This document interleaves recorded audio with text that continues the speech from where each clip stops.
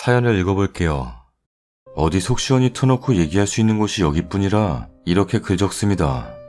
저와 전 남편은 7년 전 제가 26살일 때 결혼했고 결혼하자마자 3달 뒤 아기가 생겨서 6살 된 딸아이가 있습니다. 그이는 어렸지만 사회관계도 좋고 똑똑한 편이었고 저희가 결혼했을 땐 막 사업 시작하던 때였어요. 결혼하고 한 2년 후 전 남편은 비즈니스 모임석 같은 곳에서 만났던 여성분과 바람을 폈습니다. 그분과 주고받은 문자 메시지도 읽었고 몇 번 외박은 있었지만 그 여자와 잠은 안 잤다고 했습니다. 증거가 없었습니다. 하지만 신혼 때부터 남편의 해외 출장으로 서로 너무 멀리 떨어져 지냈어요. 갓난애 홀로 키우면서 저도 너무 지치고 외롭고 싸움도 잦아지면서 이 일 때문에 이혼하기로 했습니다. 그리고 7년 후 지난주에 남편이 다시 재결합하는 건 어떻겠냐고 전화가 왔어요. 오랜만에 마주보고 카페에서 만났는데 얼마나 제 자신이 비참하고 초라하던지. 전 남편은 거의 재벌 느낌이 나더라고요. 비싼 외제차에 온갖 명품 옷까지. 전 남편이 말하기를 그가 시작한 사업이 정말 잘 되고 있다고 하더라고요. 창립한 지 7년 만에 중소기업으로 자리 잡았어. 전자기기 부품 수출하는 회사라 일본, 중국, 이제는 미국까지도 넓혀가려고 준비 중이야. 내 옷 멋있지 않아? 내가 그동안 맨날 줄무늬 옷만 입어서 시청자들이 내가 돈이 없는 줄 알았을 텐데 나 성공했어. 이거 비싼 거야. 99,900원짜리 아니야? 아니야. 0 하나 더 붙여. 이러는데 그냥 고생만 하고 폭삭 늙은 제 자신이 부끄러웠어요. 그냥 일반 회사원으로 아이 뒷바라지는커녕 겨우겨우 먹고 사는 것도 힘든데 혼자 성공하고 편하게 산 전 남편을 보니 너무 부끄럽고 아이한테 미안했어요. 과거 바람핀 일은 사무치게 후회하고 있어. 방순이와 우리 다 같이 시작해보면 어떨까? 딸아이한테 아빠의 빈자리 더 이상 느끼게 하고 싶지 않아. 라며 재결합하자네요. 솔직히 상처받은 거 생각하면 아직도 눈물 나고 서럽고 화나지만 가끔 아빠 보고 싶다는 딸아이와 경제적 이유 때문에 많이 흔들립니다. 어떻게 하면 좋을까요? 여러분, 제발 조언 좀 해주세요. 추가 글입니다. 왜 남편이 그동안 양육비 안 줬냐 하시는 분들이 계셔서 덧붙입니다. 솔직히 이혼했을 때는 전 남편이 바람핀 게 너무 화가 나서 앞으로 네 더러운 돈 너같이 짐승만도 못한 놈한테 받을 바에 안 받을 거다 하고 양육비 거절했어요. 그때는 저도 어려서인지 판단을 잘 못했네요. 그때는 저도 안정된 직장이 있었고 전 남편은 이제 막 사업 시작했을 때라 저는 충분히 아이 뒷바라지 할 수 있다 생각했고 남편 사업이 이렇게 잘 될 줄은 꿈에도 몰랐어요. 이혼 후 전 남편은 해외 오가느라 연락도 번번치 않았고 연락할 마음도 없었어요. 그 바람났던 여자분과는 이혼 후 깨끗이 정리했다 그랬고 그 여자분 이후로 만난 사람은 없었다는데 글쎄요, 잘 모르겠어요. 거짓말일 수도 있고 아직까지도 전 남편에 대한 신뢰감은 낮아요. 일찍 부모님 돌아가시고 정말 가족이고 믿을 사람은 전 남편뿐이라 생각했는데 바람피고 버림받은 순간 모든 게 무너져 내렸어요. 재결합을 고민하는 이유는 그냥 아이와 저의 미래가 훨씬 나아질 수 있어서예요. 어떡하죠? 너무 고민돼요. 후기입니다. 안녕하세요. 어제 바람피고 재벌되어 돌아왔다던 전 남편 후기예요. 많은 댓글들을 읽고 정말 많이 고민했어요. 다시 이 사람과 잘해도 될까? 솔직히 그 사람이 금전적으로 너무 잘 되고 있어서 거의 새 삶을 살 거라는 건 저도 알아요. 하지만 그건 금전적인 문제이고 그 사람이 다시 가정적으로 저와 제 딸을 챙기고 좋은 아빠가 될 거라는 건 확신하지 못했어요. 아 참, 많은 분들이 남편 사업이 정말 잘 되고 있냐 물어보셨는데 네, 인터넷에 쳐보면 나올 정도로 설립한 지는 얼마 되지 않았지만 승승장구하고 있는 그룹이고 2015년 신입기업 선정 같은 거에서 입상할 정도로 잘 되고 있습니다. 사실 전부터 전 남편 어머님이 계속 재결합 어떻겠니? 방구가 지난 일에 대해 많이 반성하고 있다. 한 번 더 기회를 줘라. 하셔서 저도 아예 재결합 생각이 1도 없었던 건 아니에요. 이렇게 고민하던 찰나에 오늘 전 남편을 다시 만났어요. 제가 말 꺼냈어요. 솔직히 이혼하고 7년 동안 아이 혼자 키우느라 너무 힘들었어. 자존심 때문에 양육비 안 받겠다는 것도 너무 후회했고, 솔직히 이렇게 갑작스레 네 입에서 재결합 얘기가 나올지 몰랐어. 금전적으로 당신이 나의 동아줄 같아. 돈에 빠듯빠듯 쫓겨 사는 것보다 당신과 살면 훨씬 편할 것 같고, 방순이 미래도 훨씬 더 좋아질 거라는 것도 알아. 하지만 당신이 준 상처 아직까지 나아지지 않았고, 당신이 정말 가정적인 방순이한테 좋은 아빠, 나의 좋은 남편이 될 수 있을지 모르겠다. 그리고 그동안 못 받은 양육비 줬으면 좋겠어. 그리고 나서 천천히 다시 생각해보도록 할게. 라고 말했어요. 그랬더니 전 남편은 내가 잘못한 거 정말 죽을 만큼 후회했어. 그동안 연락 안 한 것도 당신과 아이에 대한 죄책감 때문에 연락하지 못했고 일에만 몰두했다. 이렇게 성공하고 다시 돌아오는 게 다시 재결합할 수 있는 길을 조금이나마 열 것 같아서 정말 열심히 했어. 라고 하더라고요. 알아요. 이 사람 한번 마음먹으면 정말 죽을 만큼 노력해서 해낸다는 걸요. 7년간의 양육비는 저의 재결합 결정에 필요하다면 당연히 바로 보내주겠다고. 그동안 양육비 모아둔 것과 이것저것 다 합해서 보내주겠다네요. 자기 말로는 주고 싶었지만 죄책감과 제가 강하게 받지 않겠다고 한 것 때문에 망설였대요. 그리고 1시간 전에 은행 계좌로 다 받았어요. 간땡이가 큰 건지 1억 5천 정도 보냈더라고요. 솔직히 놀랬습니다. 바로 마음만 먹으면 이렇게 큰 돈을 바로 보낼 수 있다는 걸.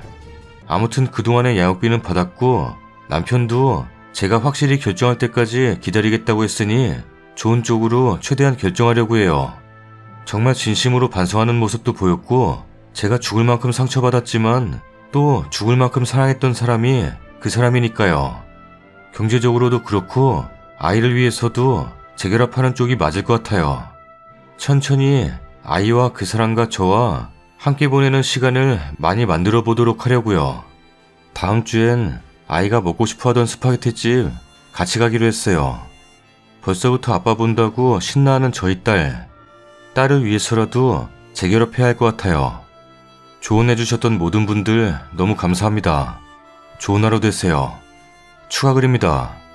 많은 분들이 전 남편의 경제적인 면만 보고 결정한다고 그러셨는데 꼭 경제적인 면만 보고 재결합 생각한 건 아니에요. 물론 경제적인 부분이 큰 사실이긴 하지만 저는 친정부모님 2분 다 돌아가셔서 7년 동안 혼자 딸아이 키우는 게 너무 힘들었어요. 친한 사촌 형제지간도 없습니다. 딸아이 키우는 게 너무 힘들었어요. 항상 회사 끝나고 아이 픽업하면 저녁 시간이고 주말에 같이 공원이나 여행 한번 가는 것도 힘이 들더라고요. 밀린 집안일과 장보고 먹을 거 준비하면 주말도 너무 금방 지나가고요. 온전한 가정 없이 너무 외로이 키운 것 같아 항상 마음에 걸렸어요. 친구들 생일 파티 가면 항상 비교되진 않을까, 놀림받거나 상처받지는 않을까 항상 마음 졸였고, 아이가 밤새 아픈 날에는 혼자 아이 업어서 택시 타고 병원 갔다가 아침에 바로 아이 유치원 데려다 놓고 저는 괴로운 마음으로 다시 회사 가고, 울면서 지낸 날들이 너무나도 많았고 저도 점점 지쳐요. 이제는 이기적이지만 조금씩 제 자신도 보듬고 그냥 아이를 위해서라도 힘들겠지만 재결합해서 온전한 가정을 만들어주고 싶어요. 전 남편도 그래도 아빠로서 딸아이 많이 보고 싶었겠죠. 항상 시어머니한테 드린 저희 딸아이 사진들 보면서 지냈대요. 전 남편은 그동안 아빠의 빈자리 채울 수 있게 많이 노력할게. 좋은 아빠 좋은 남편 될 테니 한 번만 기회를 줘. 랍니다. 다시 생각해봐도 재결합이 맞는 것 같습니다. 같이 부부 상담도 해보고 일단은 아이가 아이 아빠와 친해질 수 있게 노력할 예정입니다. 글재주 없는 책을 읽어주셔서 너무 감사하고요. 위로의 말씀과 조언 주신 분들 너무너무 감사드립니다. 나중에 스파게티집 갔다 오고 한 2-3주 지난 후에 또 후기 남길 수 있으면 남길게요. 너무 감사합니다. 다음 사연입니다. 7년 연애 후 결혼했습니다. 연애 때도 술과 사람을 너무 좋아하는 성격 때문에 자주 다툼이 있었어요. 항상 술에 취한 다음날은 지각에 무단결근해. 돈을 빌려서 사업을 하던 사람이라 한 푼이라도 더 벌어서 빨리 빚을 갚아야 한다는 상황인데도 일주일에 하루 정도 빼고는 항상 술이었네요. 필름이 끊길 때까지.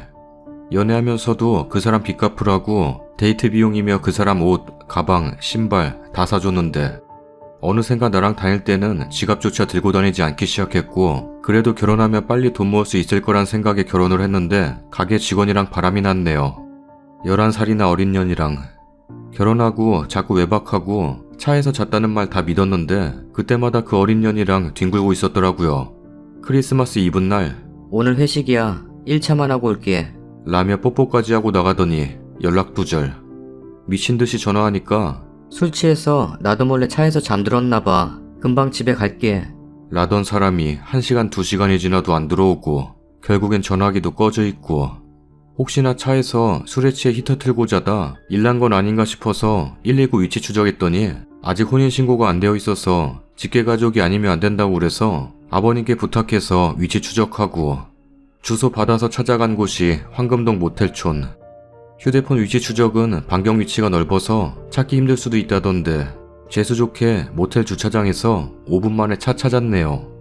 차가 비밀번호 치면 차키가 없어도 차문 열리고 시동을 걸 수 있어서 차 안에서 기다릴 요량으로 비번 치고 차 안에 있으니 차키가 울려서 차배로 내려오더라고요. 팬티랑 런닝은 안 입고 청바지에 파카만 걸치고 그때도 바람 피고 있을 거라고는 생각도 못했는데 차 안에서 누구랑 있었냐고 방에 올라가서 확인하자고 둘이 실랑이 중에 하도 안 올라오니까 그년이 주차장에 찾으러 내려오더라고요. 썬팅이 진해서 차 유리에 얼굴 갖다 대도 눈 굴리던 년. 그것만 아니었어도 둘이서 방구짓 하고 있었던 건 상상도 못했을 텐데 차에서 나 있는 거 보고 다시 방으로 올라가서 기다리더라고요. 우리 결혼식장까지 와서 축하한다던 그년. 카스에 허니문 베이비 기대한다던 년이 나랑 같이 웃으면서 밥도 처먹던 그 어린 년이 이렇게 뒤통수 칠지 몰랐네요. 집에 와서도 울면서 실수야. 내가 미쳤었어. 라길래 한번 눈 감아준다고 그년 자르라고 그러니 알았어. 미안해. 라며 빌길래 믿었는데 그 일 있고 휴대폰에서 그년이랑 웃으면서 통화하는 게 녹음이 돼 있더라고요. 끝까지 아니라고 우기더니 인터넷에 남편 외도 치니까 블랙박스 따보란 얘기가 있어서 혹시나 하는 마음에 확인하니 그날 이후로도 출퇴근할 때마다 그년이랑 웃으면서 통화하고 사랑 고백하는 게 그대로 다 녹음이 돼 있더라고요. 연말이라고 우리 친정 오기 전에도 그년 만나고 별 지랄을 다 하고 오고 그 이후에 일 관두고 이것저것 알아보니 몇 달 전부터 둘이 자주 통화하고 나한테 거짓말해가면서 휴무날 바람 쐬러 가고 영화 보고 다녔더라고요. 그러다 손찌검까지 해서 광대랑 코뼈 부러져서 5주 진단받고 그래도 친구들 우리 가족한테는 아무 말도 안 했어요. 나한테는 쓰레기라도 딴 사람들이 그렇게 보는 건 싫어서 그러다 잠깐 떨어져 있자고 생각할 시간을 갖자 해서 친정엔 말을 못했기 때문에 저 혼자 방을 구해서 따로 나왔어요. 그 사람은 신혼집에서 한 달을 더 산다 했고 신혼집도 계약 기간이 거의 다 된 상황이었거든요.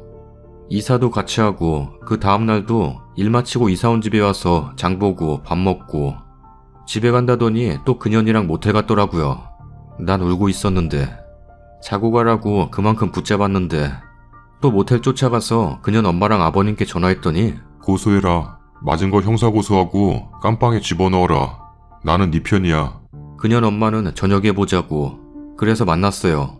그놈이랑 그년이랑 그년 엄마랑 그년 이모랑.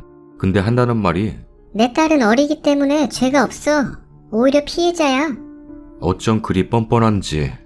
크리스마스 이브라고 모텔도 예약하고 간 인간들이 가만히 안 있을 거예요. 꼭 고소하세요. 고소 안 하면 내가 합니다. 라던 그 어린 년. 결국엔 사실혼 파기로 그놈이랑 그 상간녀한테 소장 날렸는데 소장 받은 날 그년 집에서 또다시 자고 나오던 그 자식. 엄마 아빠 이혼한 집이라 아빠가 없는 날은 그놈이랑 집에서 몇 번 잔 모양이던데 그년 엄마한테 전화해서 그년 아빠 집에서 그놈이랑 자고 있다니까 엄마라는 인간은 나는 내 딸 믿어. 둘이 저래 좋아하다 안 만날걸? 그냥 둘이 저러는 건 놔둬라.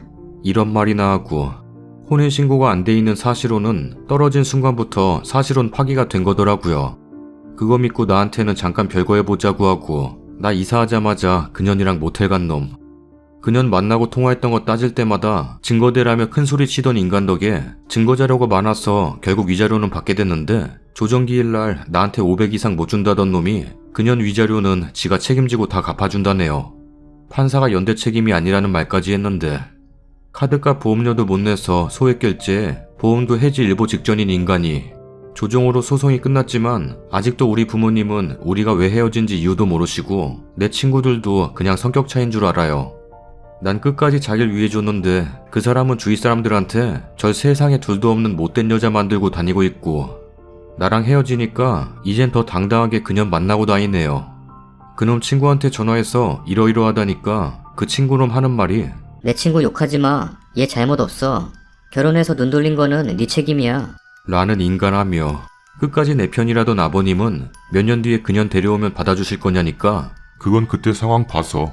이러고 있고 그년 친구들은 지 친구가 유부남 만나다 걸린 거 이혼한 거 다 알고 그 사람이 그년 일하던 가게 원장인 걸 아는데도 둘이 만나는 거 말리지도 않네요.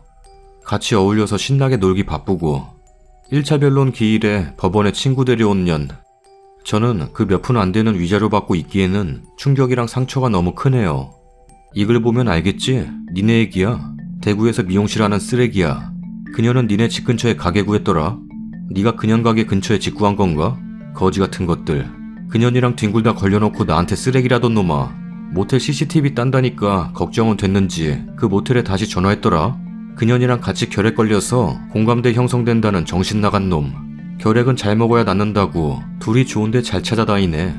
부탁인데 나한테 쌍욕하고 그년이랑 히히덕거리면서 주위 사람들한테는 울면서 나 많이 사랑한다고 지금도 걱정돼서 미치겠다는 착한 놈 코스프레 그만해라.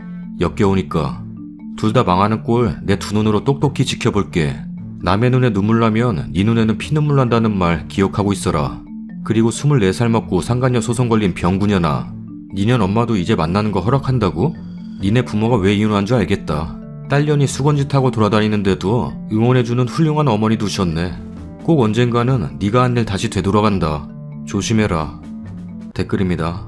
24살 니년은 아직 너무 어려서 네가 하는 짓이 얼마나 어리석은 일인지 모를 거다. 한번 바람피는 놈은 또 바람핀다. 명심해라. 그리고 7년 사귄 여자 버릴 만큼 나쁜 놈이라면 너도 말 다 했다. 네가 지금 어떤 짓을 하는지 모르지? 나중에 울고불고 후회 따위 하지 마라. 그리고 지금 많이 힘드시겠지만 힘내요. 지금이라도 저런 놈한테서 벗어나는 거 감사히 생각하세요. 어찌 보면 혼인신고 안 한 게 그나마 잘 됐네요. 힘내시고요. 알진 못하는 사이지만 힘내시길 바래요. 최고의 복수는 님이 잘 사는 거 응원합니다. 이제 똥차가 갔으니 리무진 타고 오실 좋은 분 위해서 마음 준비해두세요. 이런 말씀 드려도 크게 위로되진 않으시겠지만 정말 남의 눈에 눈물 내놓고 잘되는 년놈 못 봤습니다. 하늘은 공평해요. 나이 처먹고 그 짓 하는 남자나 어리지만 나이 많은 남자 만나면 뭐 되는 줄 아는 그 여자나 둘이 잘 만났으니 얼마나 오래 갈지 지켜나 보자고요. 평생 남의 남자랑 뒹굴어라. 혹시라도 돈 안 갖고 미루면 가게 가서 손님들 다 있는 데서 물어봐요. 돈 언제 줄 거냐고. 그런 놈들 생각 말고 잘 사는 거 보여주세요. 그게 최고 복수입니다. 지 잘못 모르는 것들 개망신 줘요. 인간도 아닌 것들 뭐하러 보호해줘요. 친정에 알리시고 부모님들이 걱정하시겠지만 오히려 지금 마음에서 썩는 게 더 부모님 힘들게 하는 거 아닐까요? 그리고 제일 친하고 그쪽 생각 많이 하는 친구에게 말하세요. 위자료 더 받을 수 있는 방법은 다 하시고요. 저 사람들 뭐가 그렇게 떳떳한지 모르겠네요. 그리고 전현 엄마는 장난하나? 지 딸이 못된 짓 하면 말려야지. 그 엄마의 그 딸이네요. 이 세상 사람들 님 얘기 듣고 열 안 받는 사람 없어요. 이건 명백히 저들 잘못입니다. 미친듯이 둘 다 뒤통수 제대로 날려줘요. 본처가 귀한 거 알고 자기가 잘못한 거 알아요. 그냥 위자료 다 챙기고 화난 거 티내지 마시고요. 니들 잘 먹고 잘 살고 미련 없다는 식으로 행동하면 님 남편 한 일주일은 좋다고 웃을 거예요. 위자료는 배 아프지만 일주일 지나고 시간 지나다 보면 본처 그리워지는 게 남자라고 했어요. 연락 오면 절대 받아주지 마세요. 귀한 게 뭔지를 모르는 인간이니깐요. 그러다 보면 내연녀라도 끝날 거예요. 님만 행복해지면 됩니다. 힘내세요. 추가 글입니다. 많이들 봐주셨네요. 대신 욕해주시는데 속이 시원하면서도 또 울컥하네요. 7년 사귀는 동안 정말 몰랐어요.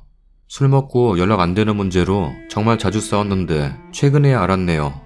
나 몰래 주점 다닌 거, 가게 손님들이랑 더럽게 놀던 거, 이제까지 한 변명들이 다 거짓말이었네요. 그땐 바보같이 왜 한 번도 의심을 안 했는지. 그리고 그년도 사귀는 사람이 있던 애라서 그렇게 생각은 못했어요. 너무 친하게 지내서 개인적으로 싫어하긴 했지만 모텔에서 처음 잡은 날 둘이 그짓거리한 거 모텔 CCTV 따서 현수막 걸고 전단 만들어서 뿌린다고 할 때도 자기는 손님들한테 얼굴에 철판 깔고 일할 수 있다던 놈이에요. 진짜 지가 한 일은 거짓말해가면서 철판 깔고 다니네요. 조종기일 날 유부남이랑 뒹구니까 좋냐는 내 말에 어디서 개가 짖냐? 라던 그년, 싸대기라도 한 대 때릴걸 땅을 치며 후회하고 있네요. 그년 일하는 가게에 전화해서 그년 전 가게에서 유부남 원장이랑 모텔 갔다가 마누라한테 걸려서 잘린 년이라고, 도덕적으로 문제 있는 년이라고, 그 가게 일하면서도 상간녀 소송 걸려서 법원 왔다 갔다 한 년이라고 했는데 사생활이라고, 일만 열심히 하면 자기들은 상관없다네요. 저도 일만 열심히 하는 년인 줄 알았어요. 나중에 후회하지 마세요. 그리고 댓글에 나온 가게들 다 아닙니다. 괜히 피해갈까봐 걱정되네요. 위로와 조언 격려 감사합니다. 정말 받고 싶었거든요. 다음 사연입니다. 연애 4년 가까이 동갑 부부, 30대 초반 결혼 2년 차예요. 시댁은 시골이고 농사 지으세요. 남편이 아들 둘의 막내이고 장남 아주버님은 시부모님과 같이 시골에서 농사 지으세요. 아주버님네는 추후에 시부모님 유산 다 물려받을 계획인데 저희 부부는 농사를 도와드리지도 못하니 넘보지도 않습니다. 안 도와주고 안 받겠다는 입장이에요. 형님이 며느리 혼자서 시어머님 모시고 하느라 힘드신 거 이해합니다만 매번 생신 때, 명절 때, 집안 큰일, 제사, 김장 때, 심지어 추수 때 허드렛 일까지 저한테 연락을 하세요. 오라고요. 저는 결혼하기 전부터 몇 번은 휴가에 월차, 연차 등등 시간 내서 갔었지만 휴가를 매번 낼 수도 없는 거고 죄송하다고 하고 올해부터는 안 갔습니다. 근데 제 핸드폰이 자동 녹음 기능이 있어요. 예전에 한번 고객센터와 상담 문의하는 과정에서 문제가 생겨 불이익을 겪은 후로 녹음은 필수겠다는 생각이 들어서 평소에도 전화 오고 받으면 자동으로 저장되는 거 아시나요? 그런 어플이 있어서 다운받아 잘 쓰고 있어요. 형님이 이번 제사 때 제가 못 간다 하니 쌍욕을 하셨습니다. 도저히 이만한 욕을 들을 일인지 모르겠네요. 내가 죽을 죄 지었나 싶을 정도로 쌍욕을 들었어요. 저희 유산 안 물려받을 거고 심지어 시부모님 용돈 생활비도 따로 보내드리고 있어요. 형님 입장에선 혼자 일 다 해야 하니 얄미운 동서겠지만 나름 할도리는 한다고 생각해요. 쓰다 보니 이기적이라고 생각하실 수도 있겠네요. 김장 안 하는 만큼 갖다 먹지도 않고요. 제사 못 가니 돈 보내드립니다. 끝나고 온천이라도 다녀오시라고. 그런데 이번에 정말 세상 듣지 못할 쌍욕을 들었어요. 물론 같이 욕할 줄 몰라서 안 한 거 아니고 너무 당황해서 소리 지르시면서 욕하시는 거 듣고만 있다가 끊었고, 끊고 나서 녹음 기능이 생각나서 저장 파일을 조용히 남편, 아주버님, 시어머니께 각각 보냈습니다. 난리가 났죠. 형님 이미지가 정말 세상 큰 며느리 현모양처셨거든요. 남편은 저보고 조용히 넘어갈 수도 있는 일을 크게 벌렸네. 녹음까지 했냐? 무섭다. 라네요. 시어머님, 시아버님 저희 서울에서 맞벌이하고 야근에 주말도 없이 일하는 거 아니까 자주 뵙지도 못하고 제 성격도 남편 성격도 한 성격 하다 보니 할 말 다 하고 살아서 그런지 저희를 조금 멀게 느끼시고 큰며느리만 끼고 사시거든요. 모르겠어요. 싸가지 없는 며느리가 된 것 같아서 연락 오는 거 다 무시하고 일하는데도 일이 손에 안 잡혀서 써봅니다. 댓글입니다. 님 남편 대박인데요? 일을 크게 만들다니 그 자체로 큰일인데? 지는 처가댁 식구들한테 쌍욕 들어도 참고 넘어갈 건가? 네가 그렇게 나를 우습게 보고 있으니 형님이 저렇게 쉽게 나한테 쌍욕을 할 수 있었겠지. 녹음이 무서우면 너도 앞으로 말조심 행동조심 하던가. 나는 지은 죄가 없어서 그런지 네가 녹음한데도 무서울 게 없네. 사람들한테 누가 더 무서운 인간인지 물어봐야겠다. 라고 하세요. 시집 식구들이야 앞으로 안 봐도 될 명분도 이유도 충분하지만 같이 살 남편 어이없네요. 이제 님은 시가에 안 가도 됩니다. 막내 며느리가 안 내려오는 이유는 큰동서의 막말과 시집살이로 다들 아실 겁니다. 축하할 일인지는 모르겠지만 큰며느리는 여태까지 애써 쌓아놓은 공을 한 방에 무너뜨렸네요. 남편은 형수 편이네요. 아무리 억울해도 아내는 가만히 바보처럼 있으라고 하네요. 당신의 적은 남편입니다. 남편은 자기 일이 아니라고 생각하는 듯 합니다. 두 여자 일이라고 생각하는 거죠. 님 입장에서는 남편과 끝내면 그 집 식구들과 남인데 님이 그동안 너무 잘했다는 게 문제입니다. 님이 말한 대로 돈 관리 각자 하면 남편 돌겠는데요? 추가 글입니다. 이렇게 하는 거 맞나요? 아무튼 댓글 감사합니다. 다 읽었어요. 아까 오후에 하루 종일 화를 표출할 곳이 없어서 쓴 글인데 다들 욕해주셔서 감사해요. 어찌 보면 제가 얄밉고 이기적인 동서가 맞아요. 저도 인정하는데 그렇다고 할 말 따박따박하며 예의 없게 대드는 미친 동서도 아니에요. 쉬는 날 많지 않고 매일 퇴근 6시라는 회사가 8시 넘어서 퇴근하고 가끔 토요일도 일합니다.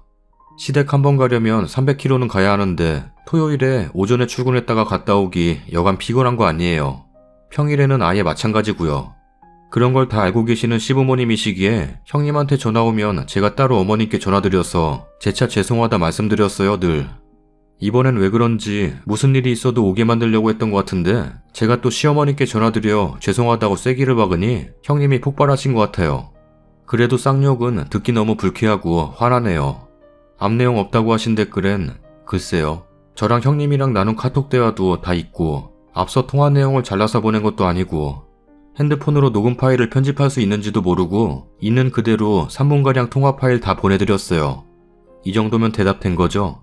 거의 전화 받자마자 몇 마디 후 욕먹었거든요.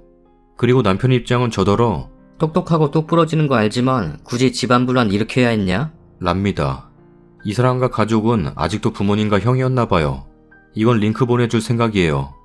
분란 만든다고 하길래 처음엔 미쳤냐? 이걸 듣고도 그 말 나오냐? 했다가 나중엔 남편한테 화나고 실망했다기보다 그냥 제 잘못인가? 착각될 정도로 당황했어요. 지금은 현재 그냥 열받는 것도 없네요. 사람으로 안 보여요. 어떤 분이 쓴 댓글이 진짜 큰일로 만드는 건 친정 부모님께 녹음 파일 보내는 거라고. 맞는 말이라고 생각합니다. 무작정 안 가요. 못 가요. 일하기 싫습니다. 이런 태도도 아니었는데 쌍욕 들을 이유 전혀 없다고 느껴서 좀 더 흥분했지 않았나 싶어요. 아무튼 후기는 따로 없지만 다들 감사합니다. 남편은 꼭 보여줄게요. 후기입니다. 점심 먹고 이제 확인해봤네요. 논란이 너무 많아서. 저는 단지 제가 할 도리를 하고 있다. 그렇기 때문에 쌍욕은 참을 수 없다. 라고 알려드리고 싶었어요. 다른 세세한 이유를 말하지 않아도 어느 정도는 아실 거라 생각했는데 그게 아니니 말씀드릴게요. 시댁 재산 얼마인지 자세히 모르지만 그 지역에서 아버님이 입지가 있으신 분이세요.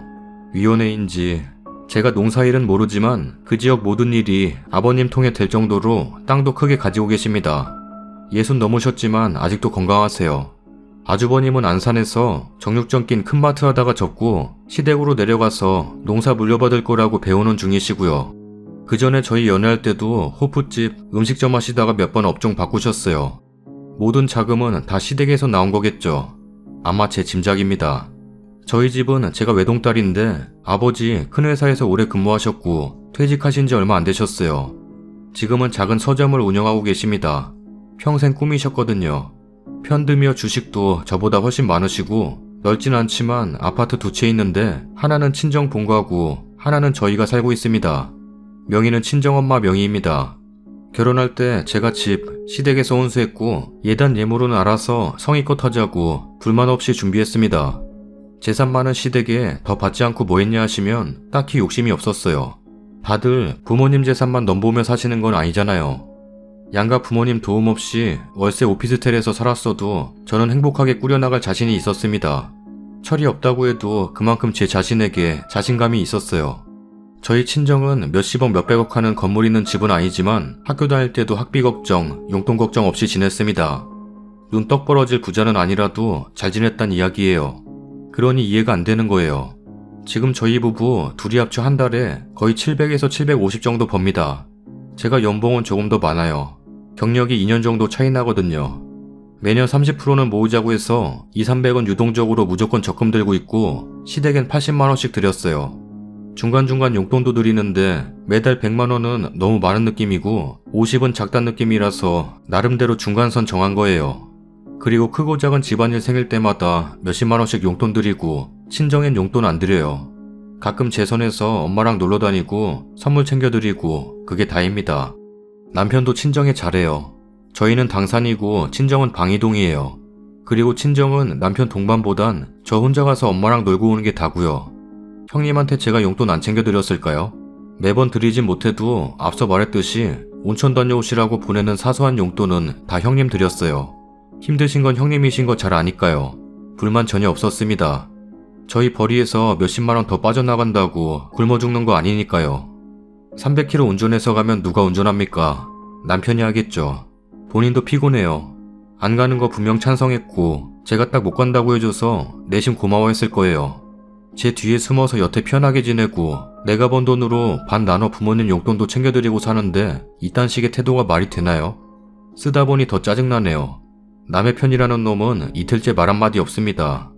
링크 보내준다는 거 저도 생각 못하고 아직 안 보여줬거든요. 제가 이기적인 성격이라는 거 100번 이해한다 쳐도 도저히 제가 그만큼 욕먹어야 하나 싶어서 지금은 정말 온갖 정이 떨어지네요. 제가 성격이 급해서 이렇게 며칠씩 말 안 하고 사는 거 못해요. 해결해야 합니다. 오늘은 얼굴 보고 각자 살자고 적금 깔끔히 반반으로 나누고 각자 월급에서 알아서 자기 부모님 챙기고 네 알아서 시댁용돈 챙기라고 할 생각입니다. 아마 형님 사건보다 더 큰 난리가 나지 않을까 싶네요. 화가 나서 주체 못하고 그런다기보단 지금 오히려 평화롭습니다. 짜증만 좀 나네요. 시간이 아까워서. 제가 경솔했다지만 녹음 파일 돌렸을 때 남편이 자기 가족을 더 위하는 마음이더라도 빈말이라도 저를 위로해주는 척 조금만 했었으면 이런 마음도 안 들었을 것 같은데 친정부모님께는 절대 파일 안 들려드릴 겁니다. 저 혼자 해보도 안 되면 최후의 방법으로 부모님께 도움을 청하겠지만 아마 아무 말 안 해도 제가 어떤 결정을 한다면 절 믿어주실 거예요. 엄마 아빠 빼고는 세상 모든 사람들이 다 남이라는 걸 느낀 요즘이네요. 다음 사연입니다. 저는 오늘 남편의 외도를 확인했습니다. 하루 종일 정신없고 멍하게만 있다가 도무지 혼자서는 어떻게 할 도리가 없어서 이곳에 글을 쓰고 있습니다. 결혼 3년차 두돌지난 아기가 있습니다. 요즘 출장도 잦고 도무지 쉬는 날이 없어서 힘들겠다 싶었는데 느낌이 쎄해서 아기 등원시키고 집에 돌아오다 남편 차에 블랙박스를 보았습니다. 사실 그 전부터 애정 표현 없고 관계는 물론 없었고 스킨십도 피했기에 어느 정도 의심만 한두 번 했어요. 교대 근무 특성상 야간 근무하고 오늘 아침에 들어와서 남편이란 사람은 자고 있었기에 마음 편하게 천천히 확인할 수 있었습니다. 블랙박스에는 충격이 가해졌을 때 영상만 녹화가 된 건지 문 닫을 때와 방지턱 넘을 때가 주로 녹화되어 있었고 그걸로도 충분히 저를 확신시켜 주었습니다. 차에서 내려 길에서 오고 있는 어린 아가씨를 춥다는 듯이 어깨에 가디건을 걸쳐주곤 옆구리에 껴안아주던 남편의 모습, 모텔 주차장에 내려서 둘이 손잡고 가던 모습, 왜 저는 이 영상들을 봤는데 멍했을까요? 밉다, 화가 난다, 배신감이 든다 이런 건 없었어요. 그저 정말이구나 싶더라고요. 본사로 출장 간다 했던 그저께 그때 만나러 간 거였더라고요. 본사는 현재 다니는 직장과 4시간 거리, 왕복 8시간이라 한 번 가면 자고 오는 게 일상이었죠. 집에 올라와서 잠시 생각을 하다가 자고 있는 남편을 깨워 따졌어요. 언제부터 만났고 뭐하는 여자이고 몇 살이고 얼마나 만났고 어디까지 만났냐고. 처음엔 아니라고 잡아떼더니 블랙박스 영상 보여주니 눈을 마구 깜빡이면서 어버버하더니 결국엔 실토했고 그 여자애는 20대 초반. 스튜어디스가 꿈이라 그쪽 대학을 다니는 듯한 프사를 받고 따져 물어 번호를 알아낸 거였어요. 그리고 제가 알고 있는 사실로는 1년 동안 연락했고 제 남편이란 사람이 먼저 만나자고 게시물 올라오면 바로 하트 눌러주고 이쁘네, 이상형에 가깝네 이런 식으로 연락을 했고 만난 건 엊그제 출장 간다고 만난 게 처음이래요. 자꾸 뒤죽박죽 뒤섞이는 것 같아 죄송합니다. 제가 너무 정신이 없어서 미칠 것 같아요. 여튼 인스타그램으로 둘이 연락을 1년 가까이 했고 엊그제 처음 만났고 만나서 둘이 2차까지 술 먹다가 술집이 10시에 닫는다고 공원에서 먹다가 아쉽다고 둘이 모텔 가서 닭발 시켜 먹었나봐요. 술을 먹고 신랑은 술에 취해 잠들고 그 여자애도 잠들었고 신랑이 깨어보니 6시쯤. 그 여자애는 집에 갔고 신랑은 깨서 집에 왔다고 해요. 둘이 입을 맞춘 건지 죽어도 아무 짓 안 했고 오로지 술만 마셨다고 합니다. 그리고 그 여자애한테 연락을 전화로 아침에 했었어요. 제 번호로 하니 안 받아서 신랑 폰으로 했더니 받더라고요. 그래서 일단 자초지종 설명부터 했어요. 아무래도 어리니까. 아무것도 모르고 나 같은 피해자일 수도 있다는 생각에 처음부터 화내고 따질 순 없었어요. 잘못이라면 제 남편만이 죽을 죄를 지은 거니까요. 물어보니 인스타그램으로 연락을 했었고 만난 건 엊그제 처음 만난 게 맞다고 합니다. 이 부분이 이해 안 되는 게 처음 만났는데 어떻게 만나자마자 춥다는 듯이 어깨를 감싸고 뭘 걸쳐주고 하나요? 제 3자 입장에선 첫 만난 사이에 이럴 수 있다고 납득이 되시나요? 그 여자애는 제가 유부남이었고 아이도 있다니 정말 몰랐다, 죄송하다, 모든 걸 실토하고 대화 내용까지 모조리 캡처해서 보내주었어요.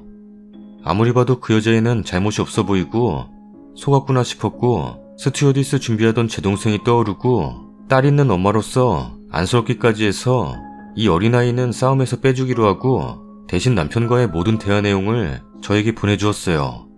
여태껏 남편이란 사람은 인스타그램 계정이 2개였고 폰번호까지 2개였어요. 한 개만 제가 아는 계정이었고요. 기계는 하나인데 번호는 2개로 쓸 수 있다네요. 무엇부터 어디까지 믿어야 하나요? 제가 제일 힘든 건 대화 내용에 찍힌 시간대와 날짜가 제 생일, 제가 진수성찬 준비하던 신랑 생일, 아기 생일, 그리고 패밀리 침대에서 저와 아기가 잘 때도 그 사이에서 어린 여자애와 노닥거린 거. 대화할 때 말투가 제가 아는 남편이 아닌 귀엽고 애교스럽고 신세대 같은 스타일. 방순띠 보고 싶어. 방순띠 내일은 뭐해? 내일 만날까? 만나자. 대충 이런 식이었어요. 간신히 마음 추스리고 이 사람 내쫓았어요. 제가 짐 다 싸주고 친정이 가까워서 네가 1시간 안에 안 나가면 우리 아빠 불러서 나가게 하겠다 했더니 나갔어요. 미안하단 말 한마디 안 하다가 나갈 때 몇 번 하고 나가서 카톡으로 계속 비네요. 4시쯤 애기 하원할 때까지 저는 멍하니 앉아 있었어요. 잠깐이라도 애기랑 놀아줘야 하고 케어해야 하니 잊어보려고 신나는 노래도 들어보고 유튜브도 구경해보고. 근데요, 뭘 해도 멍했어요. 하루 종일 눈물 한 방울 안 흘리고 멍하기만 하다가 애기 데리러 가서 같이 놀이터 한 바퀴 돌고 마트 가서 장 보고 애기 저녁으로 생선 구워 발라 먹이고 정말 평온했어요. 그냥 일상이었죠. 그러고 애기 재우고 나니 11시쯤 됐고 애기 자는 모습 보니까 왜 이렇게 눈물이 날까요? 저도 지금 제 맘을, 제 생각을 모르겠어요. 친한 지인 한 명한테만 말했더니 저보고 이혼하라고 믿음조차 깨졌다 하네요. 그건 맞아요. 제가 이 사람에게 뭘 그렇게 잘못했을까요? 저도 결혼 전에 애 낳기 전에는 나름 화장하고 꾸미기 좋아하고 날씬했는데 애 낳고 나니 제가 화장도 잘 안 하고 하니 어리고 이쁜 여자애가 너무 끌렸나 봐요. 늦은 시간에 남편이란 사람한테 여러 가지 물어봤어요. 우발적으로 1년간을 대화한 거였고 진심은 오로지 저한테만 진심이었고 그 아이, 그 어린 여자애한테는 가식이었다고. 무엇 때문에 그렇게 외도했냐 물은 말에는 그냥 집에 와도 애 있고 눈치 보이고 한다네요. 단지 그것 때문에 우발적으로 1년간 그애한테 대화를 요청했고 대화했다고. 이게 믿어지나요? 저는 안 믿어지네요. 그 애와 술 먹고 모텔비는 다 어디서 났냐니까 무슨 게임에서 뭐 팔아서? 자원이랬나? 그걸 팔아서 그게 현금이 되는지 그렇게 해결했다고 하네요. 그래서인지 카드 내역에도 안 남은 거고 이 모든 게 너무 계획적이고 너무 세밀하고 저를 1년간 바보 만들었다는 생각에 모든 게 무너져 내리네요.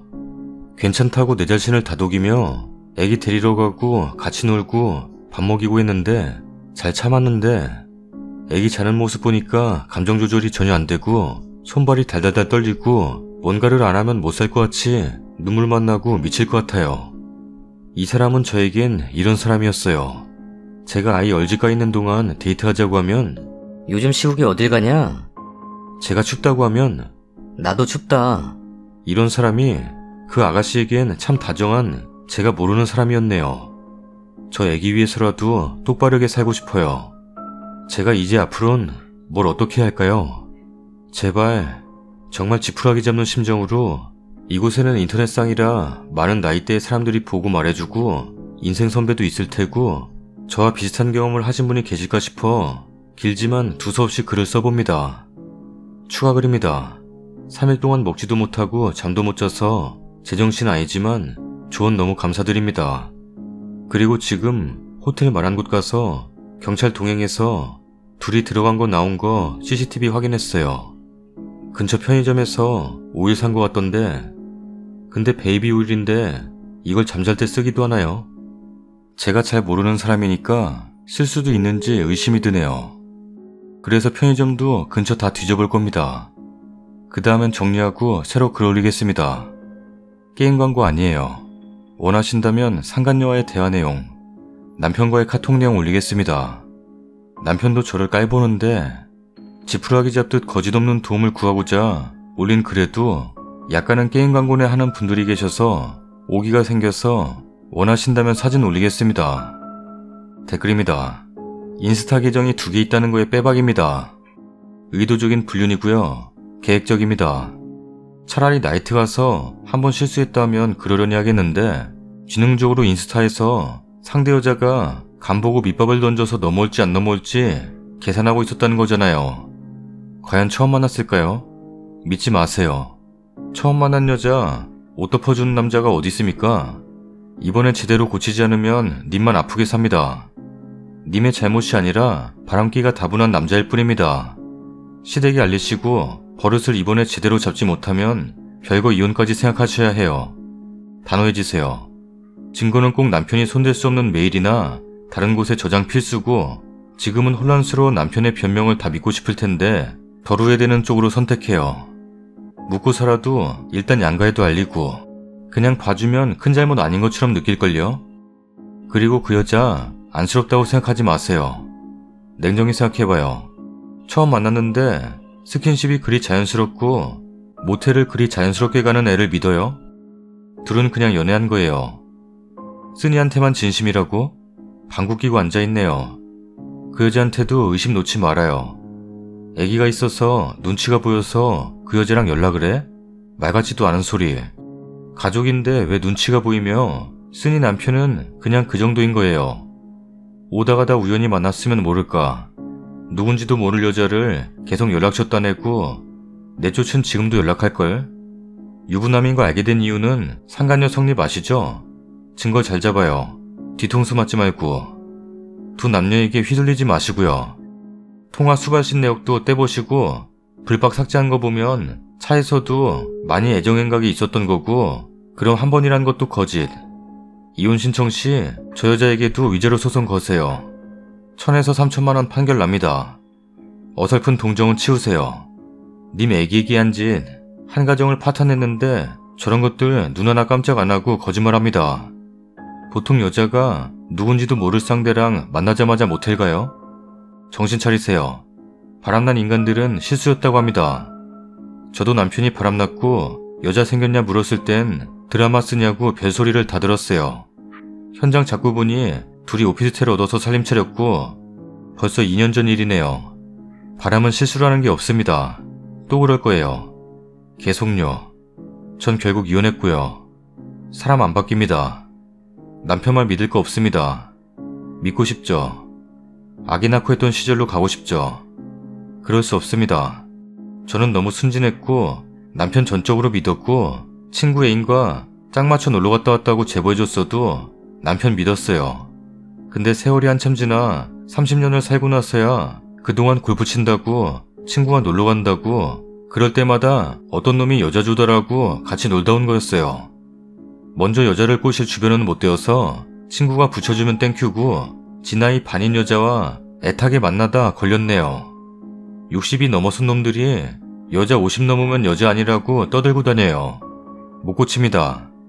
저는 젊은 시절 온갖 고생 다 해서 지켜온 가정이고요. 서럽게도 지금 평생 가야 하는 병이 있어요. 5년 전에 시작된. 아이도 아파서 더러워도 어쩔 수가 없네요. 아이가 있는 게 안타깝지만 길게 보셔야 해요. 한때 참고 견뎌서 잘했다라고 행복한 때도 있었죠. 잠깐이더군요. 바람꾼에게는 가져온 액세서리예요.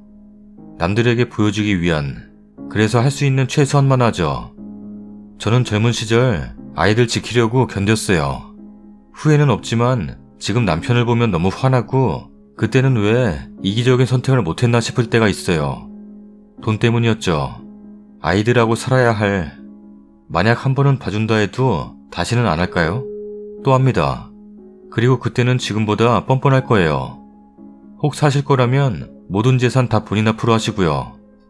증거 보존하시고 시부모님께 알리고 시부모님께서 그럴 수 있다 하면 끔찍하니 잘 판단하시고요. 핸드폰 본인 명의로 개통하는 걸로 하세요. 그리고 주변의 남편 친구들 보면 다 똑같을 겁니다. 도움 청할 사람 없어요. 지들끼리 그런 의리는 칼같이 지켜요. 아이가 있어 선택이 쉽진 않겠지만 나중에 다시 겪지 않으려면 한 살이라도 젊을 때 선택 잘하시기 바래요. 혹 남편이 경제적으로 능력이 있다면 어느 정도 본인 능력도 갖추고 선택해도 늦진 않겠지만요. 그리고 님 잘못 아니에요. 바람날 놈은 어떻게 해도 납니다. 다음 사연입니다. 결혼 4년 차. 저는 아이 어린이집 보내놓고 알바를 해서 퇴근 시간이 빨라요. 간단하게 쓸게요. 보험. 남편 저 같은 보험 들어가 있고 매달 23만원씩 나가요. 아이는 30년 납 100세 만기로 7만원 정도 나가는데 줄었다 늘었다 해요.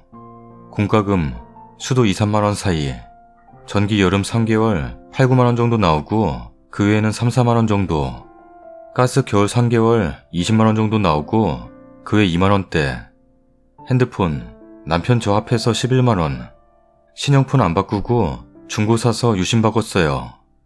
둘 다 핸드폰에 별 욕심 없어서 한 번 사면 3, 4년 정도 씁니다. 식비 배달 한 달에 두세 번 정도 10만원. 그 외 집에서 해먹을 때 평균적으로 달 4, 50만원 선. 그 외 세탁세제나 유연제, 주방세제, 치약, 칫솔, 휴지, 물티슈, 샴푸 같은 건 2, 3개월에 한 번 15만원 정도 지출. 각자 생활비. 둘 다 술, 담배 안 해서 저는 스킨로션이나 옷 사는데 10만원 정도 쓰고 남편은 커피 자주 마시고 군것질 좋아해서 20만원 정도 써요. 옷은 제가 사주는 대로 입는 편이에요. 차 기름값으로 월 20만원 정도 나가요. 이외 대출은 없고 다 저축하는데요. 고정지출이나 매달 쓰는 돈 계산해보면 180에서 200 정도 돼요. 남편 월급은 세금 제외하고 360에서 80 정도 되고 저는 월 130 정도 받아요. 둘이 합해 대략 500전으로 버는데 200은 무조건 적금 넣고 100은 혹시 모를 상황 대비해서 일반 예금에 넣어두고 있어요. 바로바로 쓸 수 있도록. 주식이나 코인 부동산 쪽은 하나도 모르고 공부할 시간도 없어서 손을 못 대고 있어요. 할 생각도 없고요. 얼마 전 적금 통장 다 열어보니 총 6,200 정도 있고 일반 예금에는 총 2,800 정도 있어요. 저는 나름 잘 모았다 생각하고 남편한테 우리 곧 1억 모인다고 자랑했는데 엥? 아직도 1억이 안 됐다고? 살림을 어떻게 했길래 돈이 그것밖에 안 모였냐? 라면서 언성을 높이기에 그럼 얼마나 모였어야 되냐 하니 1억 5천원 있을 거라 생각했대요. 저 알바한 지 2년밖에 안 됐고 그 전까지는 남편 월급 한 푼 두 푼 아껴서 모아온 건데 저리 말하니 너무 허탈하더라고요. 이제 결혼 4년 차에 300 중후반 월급 갖고 이 정도 모은 거면 잘한 거 아닌가요? 남들이랑 비교하며 누구는 둘이 2년 만에 주식도 하고 부동산도 하면서 1억 모았다길래 자본금이 있던 거 아니냐. 나는 그냥 열심히 일해 번 돈 모으기만 했다 하니 요즘은 그게 멍청한 거야. 공부 조금만 했으면 2배는 모였겠다. 하면서 방에 들어가는데 참 허탈하고 그러네요. 오늘 아침에도 반찬 이것저것 해서 상 차리니 이러니 돈을 못 모으지. 라면서 출근한 남편 생각에 진짜 내가 살림과인가 싶어 주절주절 써봐요. 추가글입니다. 이렇게 많은 댓글이 달린 줄 몰랐어요. 늦었는데 추가글 남겨요. 봐주실 분이 계실지는 모르겠지만 식비 이야기가 많던데 아침 저녁을 집에서 먹고 나머지는 회사에서 저도 일하는 데서 먹어요. 아이는 어린이집에서 먹고요. 쌀 20kg 5만원 정도 하는데 그거 사나오면 한 달 정도 가더라고요. 적게 먹지는 않는데 저희 가족이 과식하는 편이 아니라 그런 듯해요. 된장이나 고추장, 간장, 청국장 이런 건 시골에서 넉넉하게 보내주셔서 반년 정도 가요. 옥상에 상추랑 고추, 대파를 키워서 야채값이 많이 나가는 편은 아니고 당근, 청경채, 시금치 등 이런 야채들은 구매해요. 과일은 퇴근하고 시장 들러 제철 과일 사면 저렴하게 구매할 수 있고 맛도 좋아요. 수박도 배달시키면 최소 2만원인데 시장 가서 사오면 8,000원 만원에도 구매할 수 있고요. 그냥 좀 귀찮아도 많이 움직이는 체질이라 가능한 거겠죠. 주변에서는 식비 50으로 택도 없다는데 유튜브 보면서 3만원으로 일주일 반찬 만들기도 해보고 지금은 그날그날 먹을 거 만들긴 하는데 일주일 반찬 만들기 했을 때는 20만원으로도 되더라고요. 고기나 생선은 상에 꼭 올리는 편이고 감사하게도 집 바로 앞에 좋은 정육점이랑 수산센터가 있어서 사장님들께서 잘 챙겨주세요.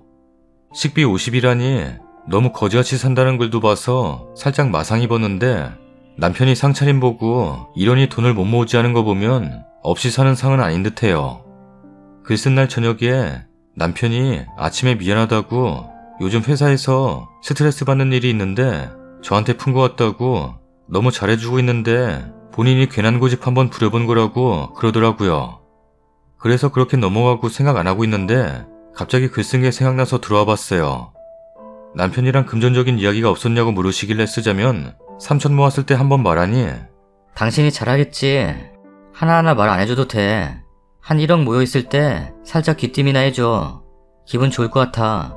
하길래 가계부만 몇 번 보냈지 지금 5천 모았어 6천 모았어 이런 얘기는 안 했어요. 저도 남편 몰래 뺏은 돈이 하나도 없고 200 빼고 전부 저축하는 거 아는 사람이니 물어보지도 말해주지도 않았는데 이제부터는 하나하나 다 보여주려고요. 악착같이 모으는데 큰 이유는 없고 그냥 아이가 나중에 커서 뭔가 하고 싶다고 하는데 저희가 능력 없어 아이의 꿈을 포기하라고 하긴 싫어서 그러는 거예요. 그렇다고 뭐 대단한 능력은 없지만 적어도 저희 애한테 없는 부모는 되지 말아야겠다는 뭐 그런 맘인 것 같네요. 더 궁금한 건 없으실 것 같아 이만 줄일게요. 다들 무더운 날씨에 고생하시는데 모두 같이 힘내 열심히 살아보아요. 건강 항상 조심하시고 모든 가정에 평안이 깃들길 바라겠습니다. 댓글입니다. 아니, 한 달에 300만원 곱하기 4년 해도 1억 5천이 안 되는데 재테크는 말이 좋아 재테크지. 없어도 되는 여윳돈, 시드머니가 있어야 하는 거지. 아무것도 없는데 어떻게 재테크를 해요? 남편 월급 한 달 400이라 치면 한 푼도 안 쓰고 다 모아도 2억이 안 됨. 그런데 1억 5천을 모으라고? 겨우 300대 벌어오면서 1억 5천? 그리 똑똑하면 본인이 주식을 하던가 코인을 하던가 글쓴이 경제권 넘겨요. 남편 보고 직접 하라고 해봐요. 본인 연봉 올릴 생각이나 하지. 남편 월급 380으로 잡고 기름값 20, 남편 보험 23, 남편 핸드폰비 5, 남편 커피, 군것질값 20 빼면 월 312만원 남는데 그거 온전히 4년 모으면 1억 5천 정도 되네요. 남편 버는 돈으로 남편 혼자 살면서 밥은 전혀 안 먹고 생필품도 안 쓰고 옷도 안 사 입고 전기랑 가스도 안 쓰고 어떠한 문화생활도 안 하고 기름값, 보험비, 핸드폰비만 내고 군것질만 하고 살면 4년 동안 1억 5천 모은다는 건데 혼자 살아도 절대 못 모을 돈을 세 식구가 살면서 어떻게 모으는 게 가능했을 거라 생각한대요. 와, 글쓴이 같은 와이프면 정말 최고인데 결혼하고 매년 처가에 2천 정도 보내주고 쓸 돈도 따로 주는데 와이프는 맨날 몸 안 좋다고 배달음식, 난 김치찌개 된장찌개 좋아하는데 자기 관리는 하나도 안 하고 맨날 게임만 하고 정 떨어진다. 2인 맞벌이 가족인 우리보다 훨씬 아껴 쓰시고 돈도 많이 모으시는데 남편은 뭐지? 안 날리고 모은 것만 해도 칭찬해줘야지. 투자를 해야 된다 생각하면 지가 하든가 알려주든가 그냥 줘버려요. 알아서 돈 관리하라고. 저도 예전에 그런 적이 있어서 합의하에 고정으로 어느 정도 받고 줬더니 몇 달 만에 왜 이거밖에 안 모이냐고 쥐머리 쥐어뜯을 정도였음. 얼마나 고소한지 그 다음부턴 정말 편함. 모으던 말던 신경 안 쓰니 엄청 좋음. 살림의 고수네요. 저 50대 중반. 아이들 다 독립하고 남편이랑 둘만 사는데도 한 달 300 가까이 써요. 보험료 50, 관리비 통신비 50, 식비 100, 둘이 맞벌이라. 남편은 따로 용돈 50 쓰고요. 나머지 돈 저금해요. 벌이에 따라 모이는 건 다르겠지만 쓰는 돈 자체가 엄청 알뜰살뜰한 게 느껴져요. 남편분 다른 여자 만났으면 1억은커녕 5천 모으기도 쉽지 않을 뻘이에요. 한 2천만원 주고 저 꼴값을 떠는 줄 알았는데 300? 지금도 아이에게만 월 100은 고정으로 들어가고 있어요. 그 외 관리비, 공과금 등등 생각하면 정말 알뜰살뜰 살아도 1억 모으기 힘듭니다. 남편분이 너무 모르네요. 부동산이나 주식으로 돈 벌었다는 주변 사람들 성공담만 듣고 그러나 본데 남편분이 직접 공부해서 투자하시라고 하세요. 실패해서 까먹은 사람들이 훨씬 더 많습니다. 엄청 잘 모으신 건데 2년간 주식 부동산 줍줍기에 너무 많이 올려버려서 주위에서 돈 벌었다는 소리 듣고 박탈감에 저러는 거예요. 그래도 직장인보다 시간이 좀 있으시면 재테크에 관심 갖고 조금씩 공부해보세요. 하루에 커피값만 벌어도 쏠쏠하고 그러더라고요. 가계부 정리하셔서 들이미세요. 요즘 어플 좋은 거 많아서 식비 얼마, 보험 얼마 이런 식으로 분류별 지출도 한눈에 보여요. 본인이 고정 지출 보면 할 말 없을 거예요. 하루에 식비 얼마 정도 든다는 것도 대충이라도 가이드라인 잡아놓으시고 잡비 예상 금액까지 죄다 목록 뽑아놓으시고 한 달에 얼마가 남고 얼마를 저축할 수 있고 이렇게 모으면 1년에 얼마 모인다는 것까지 쭉 뽑아놓으세요. 대신 남편 순수 용돈은 강조하셔서 작성하시고요. 그건 그렇고 천주불독교 사이비 교주 시어머니가 늑대의 탈을 쓰고 사기를 치다가 사람들에게 웃음바다가 되었습니다. 이 꿀잼 사연이 조회수가 이것밖에 안 돼? 근데 천주불독교는 뭐지? 성부와 성자와 성령의 이름으로 나무아미탑을 관세음보살 아멘. 지금 당장 봐야겠다.